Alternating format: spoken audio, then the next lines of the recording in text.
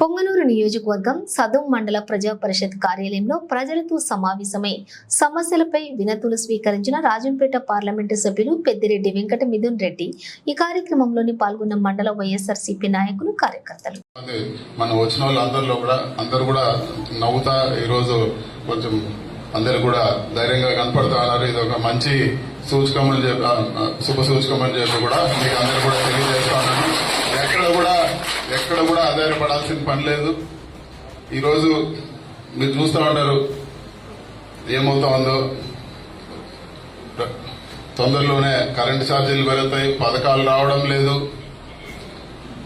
ఎక్కడ కూడా జగనన్న పాలన మేలు అని చెప్పే విధంగా ఈరోజు ప్రతి ఒక్క ప్రభుత్వం చేసే ప్రతి ఒక్క పని కూడా ప్రజలు ఈరోజు పోల్చుకునే పరిస్థితి వస్తా ఉంది.